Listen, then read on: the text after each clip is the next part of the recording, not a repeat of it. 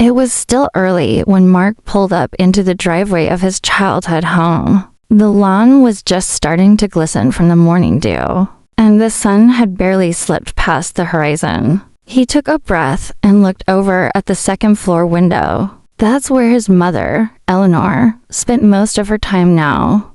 Since her stroke 6 weeks ago, she'd been bedridden, sharp as ever, but physically fragile. And today, finally, he'd arranged for professional help, a licensed in-home nurse, named Vanessa, recommended by their family doctor. But before Vanessa's car even made it past the community gate, the problems began. At the entrance to Oakridge Pines, a gated HOA-run neighborhood with stone walls and trimmed hedges, sat a silver security booth manned by a rotating staff. Usually, the guards waved visitors through after a call from the resident. But this morning, the booth was empty, and standing right in front of Vanessa's car was Karen Dilley, the HOA president herself. Karen, short with sharp eyes and a clipboard glued to her hand, was shaking her head and pointing at the gate like it was a national border. Mark got a call. It was Vanessa. "Sir, there's a woman here, she won't let me in. Says I'm not cleared for entry, and I need HOA approval to provide services." Mark blinked. "You're a registered nurse. You're coming to help someone who's recovering from a stroke. Why is she even at the gate?" Vanessa hesitated. She said she's the last line of defense for the community. By the time Mark got down to the gate on foot, Karen was already in mid-lecture. "You can't just bring strangers into Oakridge Pines without going through the proper request forms," she said, flipping through pages on her clipboard like it was a sacred manuscript. "This is a controlled environment. Health worker or not, she isn't authorized." Mark calmly gestured toward Vanessa's car. "She's a nurse. My mother's recovering upstairs right now. There are laws that protect people's right to medical care at home." Karen gave a smile that didn't reach her eyes. "Then perhaps you should have moved to a neighborhood that's not as selective. Our residents expect order, not open-door policies." Mark clenched his jaw but kept his voice steady. "There's a difference between order and obstruction. What you're doing isn't policy, it's personal." Karen narrowed her eyes. "Everything I do is in service of the neighborhood. Don't make this adversarial." Vanessa stepped out of her car, ID badge displayed, hands slightly raised. "Ma'am, I've worked with stroke patients for 12 years. I'm not here to party. I'm here to help someone heal." Karen pointed back toward the street. "Then you'll do it somewhere else." Back at the house, Mark's mother was having trouble breathing. She'd grown anxious after being told the nurse had been turned away. Mark sat on the edge of her bed, dialing the on-call doctor. He felt the weight of responsibility settle onto his shoulders, heavier than ever. That night, while Eleanor finally dozed off after a shaky evening, Mark sat at the kitchen table with a fresh pot of coffee and his laptop open. If Karen wanted to quote policy, fine. But he was about to quote something stronger: federal law. He scrolled through pages of healthcare regulations, Americans with Disabilities Act provisions, patient rights, and access mandates. With every paragraph, his strategy formed. She thought she was guarding the neighborhood, but Mark realized she was crossing legal boundaries. She didn't even understand. The next morning, Mark stood outside Karen's house with a printed document in hand. Calm, focused. Karen opened the door, startled. "What now?" Mark didn't smile. "I brought some reading material. You like rules. These are mine, and they come from higher up."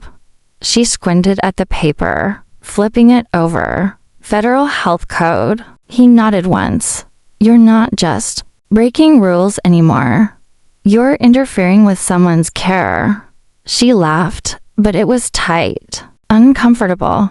"Oh, is that supposed to scare me?" Mark turned to walk away. "It should." As he reached the sidewalk, he got a text from a number he didn't recognize. Just one sentence. "This isn't over. You'll regret pushing this." He didn't reply. He just turned off his phone, looked back at the gate, and started planning his next move. Mark didn't sleep much that night. His mother's condition was stable but shaky, and the nurse who should have been helping her was turned away like a solicitor. The message from the unknown number lingered in his mind, short, threatening, but oddly desperate. By morning, Mark had already brewed his second cup of coffee and finished printing out 3 different documents: the Fair Housing Act, the Americans with Disabilities Act, and federal guidelines on in-home care access. He wasn't planning to scream or make a scene. No, that wasn't his style. But he wasn't going to sit quietly while his mother's well-being was caught in the claws of HOA politics. Downstairs, Eleanor stirred quietly in bed. "You don't have to go to war for me," she whispered, her voice barely audible. Mark gave her a soft smile. "It's not war, Mom. It's education. Karen needs a lesson in the law." He stepped out of the house, briefcase in hand. He looked like he was headed to court. And in a way, he was. Instead of knocking on Karen's door, he went straight to the HOA office, a small room attached to the community clubhouse. A secretary looked up from behind a desk, startled by Mark's determined expression. "I'd like to speak with the board president," he said calmly. "Or she's not in," the secretary replied, then quickly added, "But I can take a message." Mark placed a single manila envelope on the counter. "Please make sure she gets this. It's a formal response to yesterday's incident." Inside was a written complaint, a letter from his mother's physician confirming the medical necessity of in-home nursing, and a printed section of the ADA stating that interfering with care access could be considered discriminatory behavior. As he walked out, he passed a couple walking their dog. They nodded politely, then leaned in and whispered once he was gone. People were talking. Good. Back at home, Mark opened his laptop again. This time, he submitted an official grievance to the Department of Health and Human Services, not just for himself, but on behalf of the nurse. He didn't want anyone else blocked from providing care just because someone thought power came with a name tag and a clipboard. By the afternoon, there was a new letter stuck to his door. This one was from the HOA, citing him for unauthorized medical personnel on the premises. He laughed. It was the kind of laugh you let out when the game becomes so absurd that it almost plays itself. Mark walked straight to the guard booth at the gate. "Hey, Sam," he said to the security guard on duty. "Morning, Mr. Lawson," Sam replied, slightly sheepish. "About the nurse situation, I didn't know Karen would be out here. We weren't told she'd be taking control of the gate." "No worries," Mark replied. "But let me ask you something. Who pays your company?" Sam blinked. "The HOA. But technically, each homeowner contributes through dues." "So," Mark said, "we're your clients." "Well, yeah, I guess. If someone needs medical care and their nurse is blocked again, would you mind documenting it?" Sam nodded. "Of course." "Great," Mark said, "because next time, there's going to be a camera involved." Later that evening, Mark's phone rang. It was Nurse Vanessa. "I filed a complaint too," she said. "My agency is furious. They've sent cases like this to the Department of Justice before. They're asking if you'd be willing to speak with them if it comes to that." Mark paused. He looked over at his mom, peacefully dozing in the recliner by the window. "Yeah," he said, "I'd be happy to." He was about to hang up when he noticed a car slowing down in front of his house, Karen's SUV. She didn't get out, didn't wave. She just sat there for a long moment before pulling away. Not a word, not a smile, just a stare through tinted windows. Mark didn't react. He just folded the envelope of HOA citations, slid it into his desk drawer, and replaced it with a new folder labeled Evidence. He wasn't just collecting paperwork. He was building something, a trail, because if Karen wanted to play this game by the book, Mark was going to bring a library. Saturday morning came wrapped in still air and golden light, the kind that made Oakridge Pines look like a postcard. But Mark had no time for peaceful mornings. He was already dressed, coffee in hand, eyes scanning the sidewalk like he expected. Trouble to walk by wearing a name tag.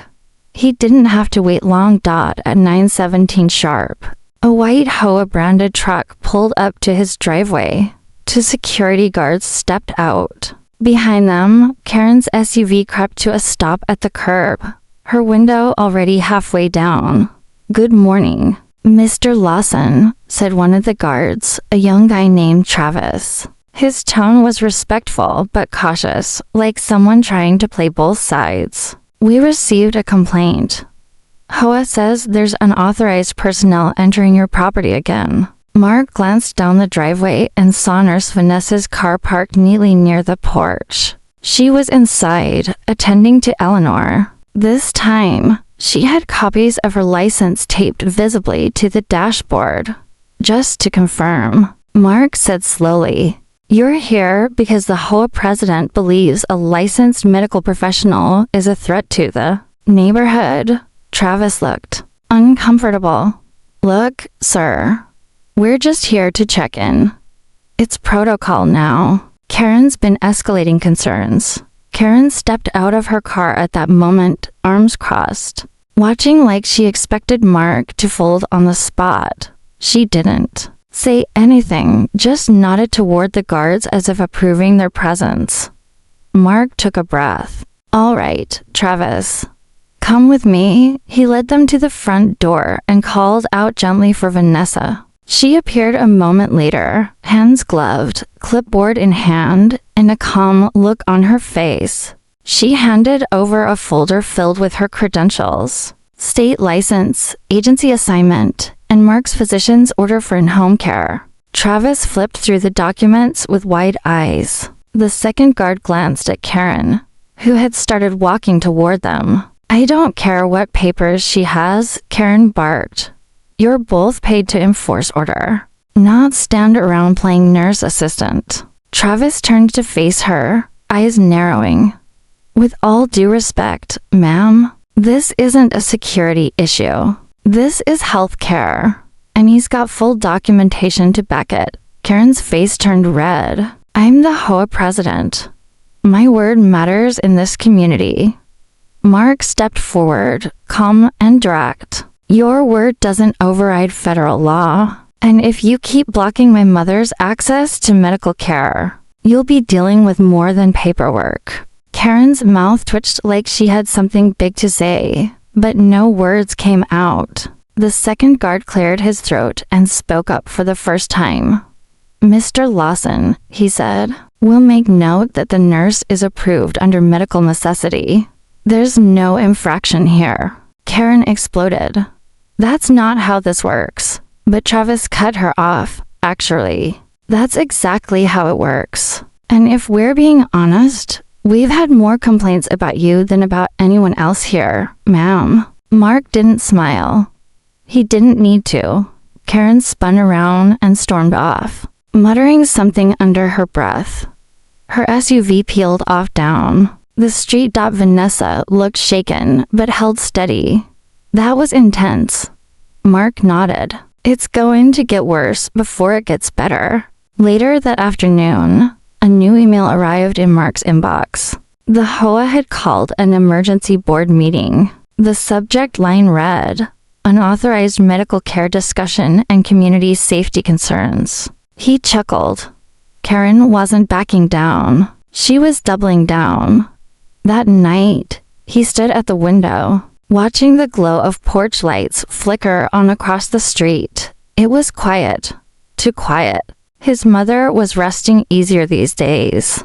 Vanessa had stabilized her routine, reduced her stress, and even got her eating better. But the real threat wasn't illness, it was a neighbor with too much power and not enough boundaries. Mark opened his laptop and created a new folder, Meeting Prep. Inside it, he saved videos, notes, records, and a witness list.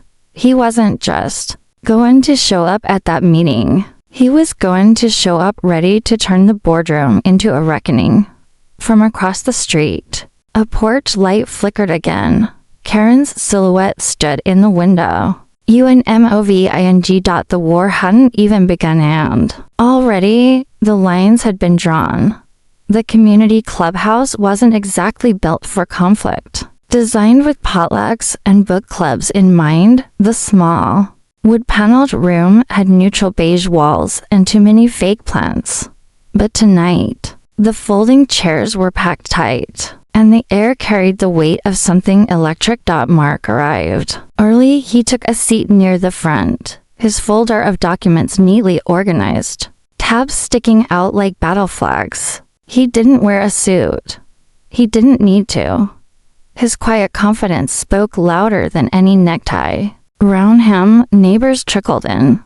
Some nodded politely, others avoided his gaze. Unsure which side of the storm they stood on, Karen walked in last, clipboard clutched tight, wearing her usual matching blazer and scowl. She made a show of greeting the board members, most of whom barely glanced up. At exactly 7 o'clock, the HOA president banged her gavel. Tonight's emergency session, Karen began, was called to address a growing concern. Unauthorized personnel have been entering our gated community, creating both safety issues and rule violations. We must consider whether medical care providers can be allowed without pre-screening and HOA approval. Mark raised his hand. Karen didn't call on him. One board member cleared his throat. Before we begin, Mr. Lawson asked to speak, and I think it's only fair. Karen's lips thinned, but she gave a nod. Mark stood slowly, his voice calm and deliberate. I didn't want to be here. I didn't ask for this meeting. But when someone's health is on the line, when my mother's care is interfered with by someone who isn't a doctor, a nurse, or even remotely qualified to make medical decisions, then, yes, I'll show up. The room went quiet. Mark opened his folder. This is a letter from our family physician stating that my mother's post-stroke condition requires daily in-home care. This, he held up another document, is Nurse Vanessa's license, which is publicly registered with the state. This is the ADA guideline that says interfering with medical access in a residential setting is considered discriminatory. And this, he set a printed email on the table, is the formal complaint I filed with the Department of Health and Human Services. Karen tried to interrupt. This isn't a courtroom. No, Mark said. But I promise, if this keeps going, the next room we meet in will be. There was a small, stunned silence. Then a voice spoke from the back.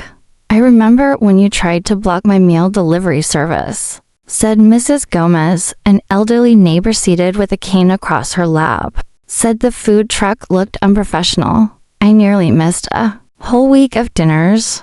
Another neighbor chimed in. She threatened to fine me for letting my sister's hospice nurse park in the driveway last year. Karen shot up, her voice sharp.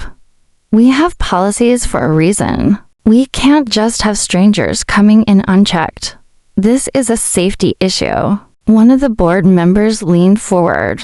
Karen, is there any record of actual incidents, any trespassing, theft, danger connected to licensed caregivers? Karen fumbled. That's not the point. That's exactly the point, Mark replied. No crime, no threats. Just a woman who wants to control the gates more than she cares about what's happening behind them. The board president, an older man named Paul, who had mostly stayed quiet until now, cleared his throat. I don't speak often in these meetings, he said, but I've lived here 15 years, and I've seen more complaints about policy abuse in the last 6 months than in the previous 10 years combined. Something's shifted, and it's not coming from the homeowners. Karen looked as though she might respond, but the words didn't come. Instead, she glared at Mark. "I'll be consulting legal counsel," she muttered. "This kind of ambush, these accusations, they're borderline defamatory." Mark met her gaze. "Bring whoever you like. But the law doesn't take sides, it just follows facts." The board went quiet again. Paul stood. "We'll take a private vote. Please wait outside." As the room cleared, Mark stepped outside into the crisp evening air. Vanessa stood under a nearby tree, arms folded, watching.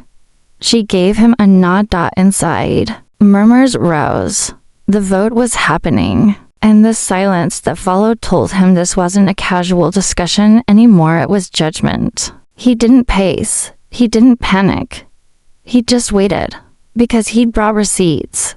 And if the board had any sense left, they'd finally start seeing Karen for what she really was. The next day felt heavier somehow, like the entire neighborhood had exhaled, but wasn't sure if it was safe to breathe back in. Mark stood on the front porch sipping cold coffee, staring across the manicured lawns of Oakridge Pines.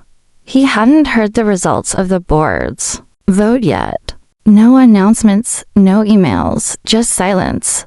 And when Karen went quiet, it usually meant she was winding up for something bigger. By noon, the retaliation arrived. A bright yellow slip was taped to his mailbox. Violation notice. Grass height exceeds 2.5 inches.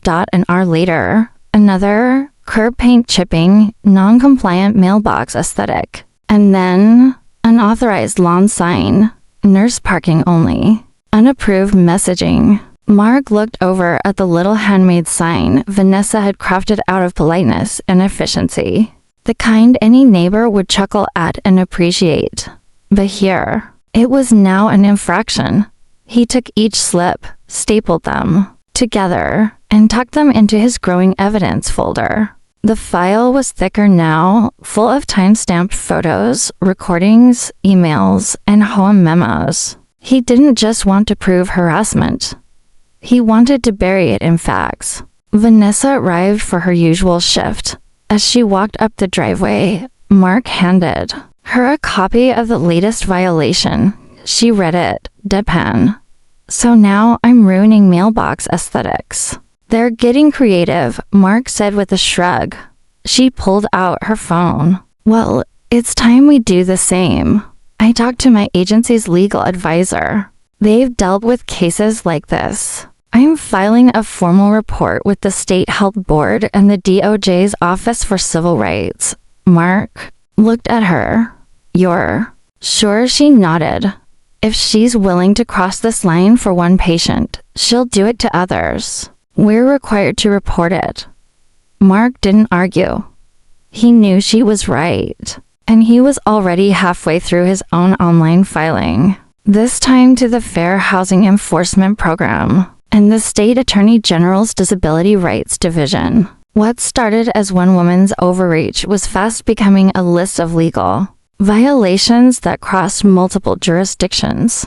2 nights later, a letter arrived not from the HOA, but from the Department of Health and Human Services. Mark opened it slowly. It confirmed receipt of his complaint, opened an official investigation, and advised him to expect a compliance officer visit within the next 2 weeks. Attached was a pamphlet titled, "Know Your Rights, Home Health Care, and Housing Law."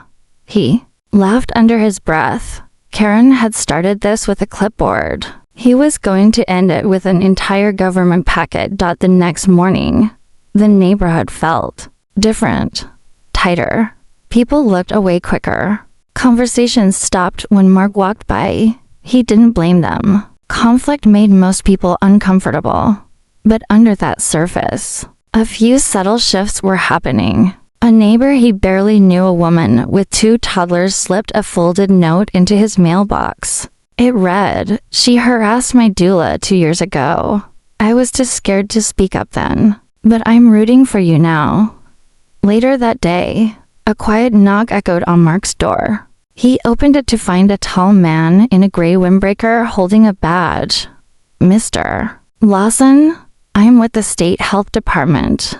I'm here in response to the complaint." Mark invited him in, provided every document, video, and record without hesitation. The investigator asked methodical questions, nodded often, and jotted down names of witnesses, especially Mrs. Gomez and Nurse Vanessa Dot, before leaving. The agent turned to Mark. "It may take some time, but I'll be honest, you're not the only complaint we've seen from this area."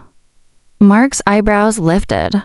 "Really?" The agent gave a subtle nod. Patterns have a way of revealing themselves.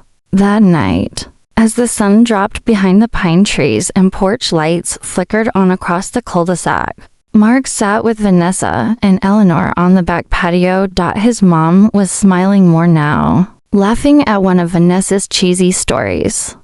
Life felt almost normal again, but it was a calm between storms, because across the street, Karen's porch light was off, and the next day, it would turn on again, but not for decoration. It would flicker on just in time to greet the knock on her door. It was 8:41 a.m. on a Wednesday when Karen's porch light finally flicked back on. Not a soul on the street missed what happened next. A state vehicle rolled slowly down the main road of Oakridge Pines, past the ornamental fountains and pressure-washed driveways, until it came to a quiet stop outside Karen's perfectly landscaped property. The investigator stepped out. Same man who had visited Mark 2 days earlier. Clipboard in hand, neutral expression, dressed in gray slacks and a no-nonsense shirt. He climbed the 3 brick steps to her porch and knocked firmly. Twice. Karen opened the door, already mid-sentence. "If this is about those baseless accusations," he held up a badge and cut her off calmly. "Ms. Dilley, I'm conducting a formal investigation into allegations involving restriction of medical care access and potential violations of housing rights law." Her face didn't change, not at first, but Mark watched from across the street and caught the subtle twitch at her left eye, the same one he'd noticed every time she lost control of a situation. Karen didn't slam the door. She wasn't foolish, but she stepped back just enough to make her point. "This is still my house." The investigator entered, and the door shut softly behind them.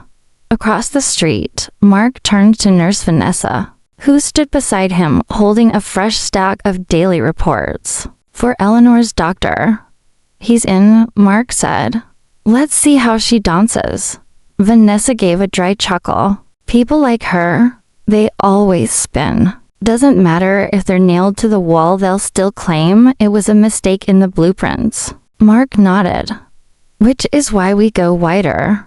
That afternoon, he logged into a private forum where he used to post personal updates about his mother's health. But this time, he typed something else, not an emotional plea, not a rant, just facts, a plain, simple post titled, "When your HOA thinks it's above health care law." He attached screenshots of the nurse's credentials, photos of the violation, slips taped to his door, a scan letter from the state confirming the investigation. He pixelated addresses, didn't name Karen, didn't include the community's name, but he told the story with care and precision.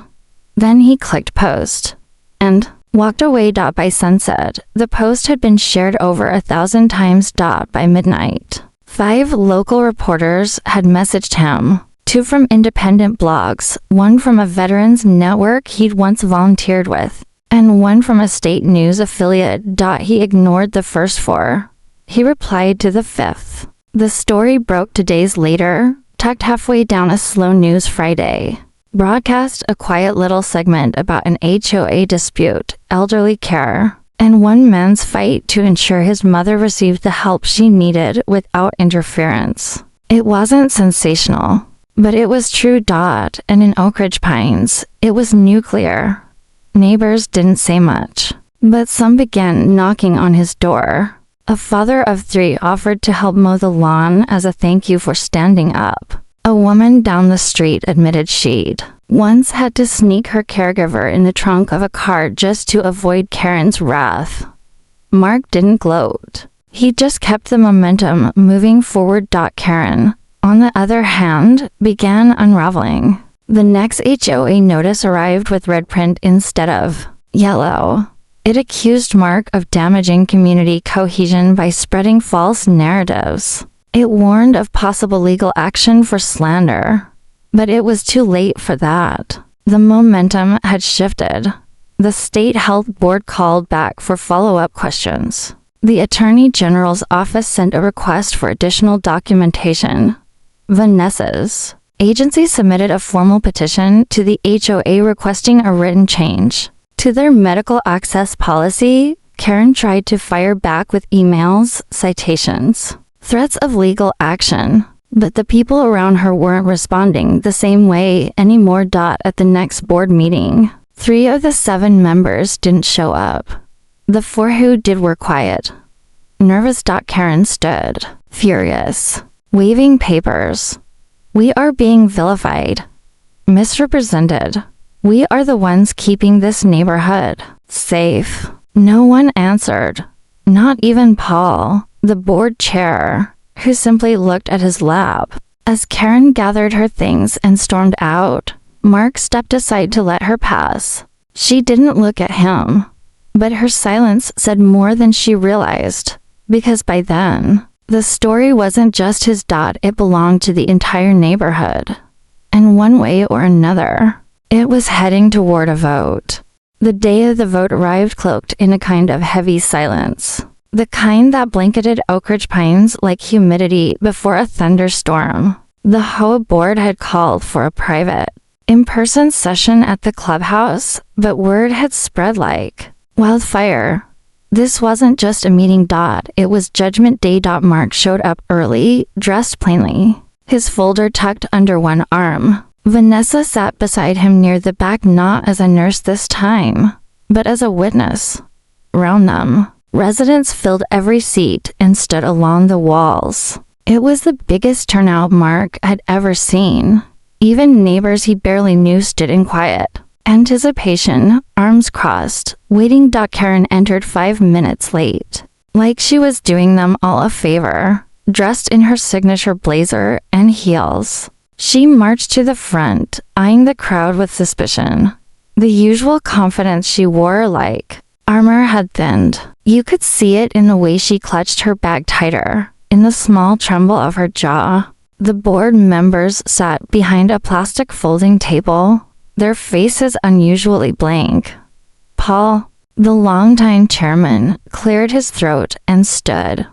We've reviewed the formal complaints submitted to the board, as well as materials related to the medical access incident and subsequent retaliation notices. He paused. Tonight, the board will vote on whether to retain or remove the current HOA president. Karen scoffed. This is a sham. There's no due process here. No rules for this kind of circus. But Paul kept going. As outlined in our own charter, Article 7, Section 3 allows for board-initiated removal of an officer for cause. Karen's face flushed. I did nothing but protect this community. These people, you're letting them overrun what we built, someone near. The back mumbled, you mean what you controlled? Mark didn't smile, but he caught the glance from Paul. One by one, the board members cast their votes. No drama, no speeches, just a quiet series of ayes and nays. When the final vote landed 4-1 in favor of removal, the room didn't erupt. It didn't cheer. It exhaled. Karen sat frozen for a moment, like the verdict hadn't landed yet. Then, slowly, she stood. You think you're better off without me, she said to the room. You'll regret this. When everything falls apart, don't come running back. But no one spoke.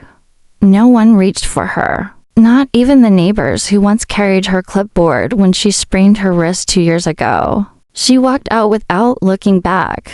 Outside, Mark followed slowly, watching as she reached her car and sat behind the wheel. She didn't start the engine right away. Instead, she just stared through the windshield, hands clenched around the steering wheel like it was the only thing left in her grip. That night, the HOA sent out an email formally announcing her removal. It didn't mention her name, just the change in leadership and a promise to review outdated policies, especially those relating to health care access and caregiver rights. A week later, Mark received a handwritten note from the board. We're forming a temporary policy committee to draft new medical access rules. We'd be grateful if you'd consider serving. He didn't answer right away. Instead, he walked into the living room, where Eleanor was watching a documentary with Vanessa. She looked stronger, more alert. Vanessa had just finished another session and was scribbling notes on her clipboard. Eleanor glanced up. You look like a man carrying a weight he didn't ask for. Mark sat beside her. They want me on the policy committee. Eleanor smiled faintly. Well, maybe it's time the neighborhood had someone who knows the difference between control and care. Across the street, Karen's porch remained dark for 3 nights. Then, on the 4th morning, a moving truck appeared.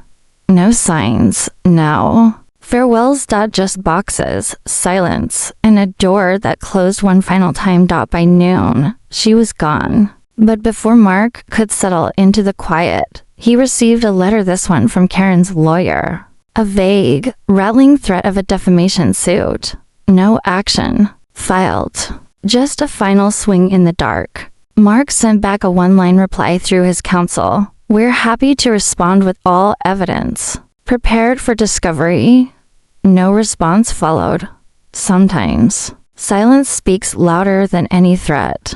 The weeks that followed felt like a season shift, not just in weather, but in energy. The rule of fear that had hung over Oakridge Pines for years had lifted. Neighbors who once kept their blinds drawn and conversations short now waved from their porches, some even stopping by with pie or potted plants as small peace offerings. Mark didn't need apologies.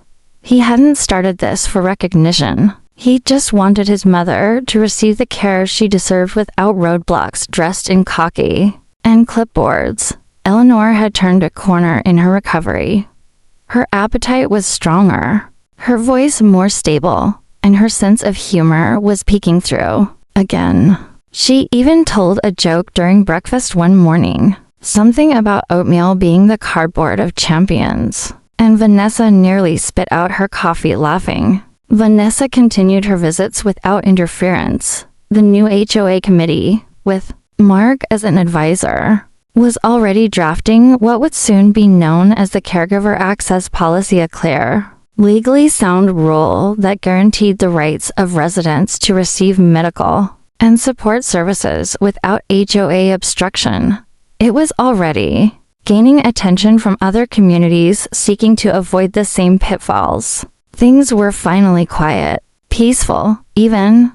Then came the twist no one saw coming. It was a sunny Saturday afternoon when Mark took his mother for her first slow walk down the block. Vanessa trailed close behind, ready with a chair just in case. They passed trimmed hedges, repainted mailboxes, and clusters of neighbors chatting freely.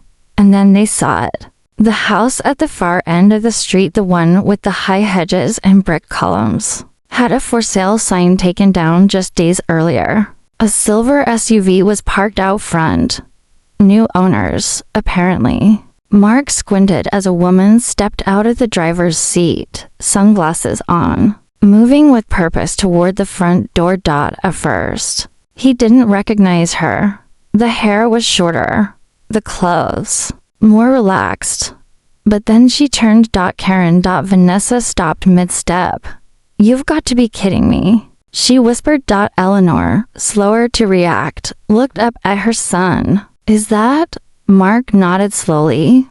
Looks like she's someone else's neighbor now. Karen didn't glance in their direction. She moved like someone who had rehearsed the act of starting over 1,000 times. The fresh porch, the new HOA, a new place to plant the flag. But Mark couldn't help himself.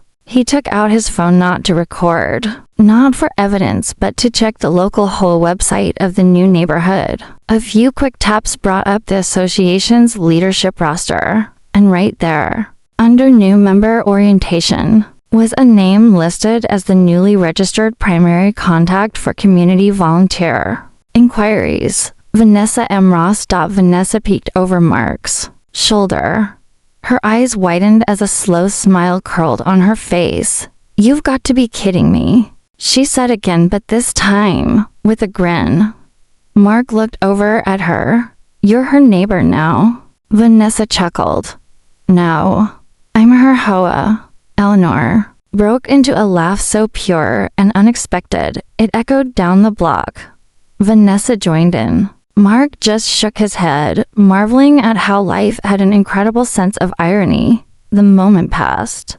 They kept walking. That night, as the sun sank low and a warm breeze rustled through the pines, Mark sat beside his mother on the porch. Vanessa sat across from them, feet up, sipping iced tea.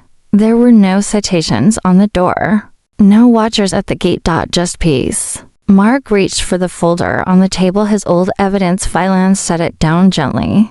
"We should probably archive this thing." Vanessa raised her glass to peace, policy, and porch swings. Eleanor lifted her own cup with a smirk. "And to not letting anyone tell you who can and can't care for you." Across town, Karen sat in a new home, new porch, same habits, but this time, she'd learn what it felt like to be watched not by a neighbor but by the very person she once tried to keep out, because in this new chapter, the gatekeeper had changed, and the rules, they were no longer hers to write.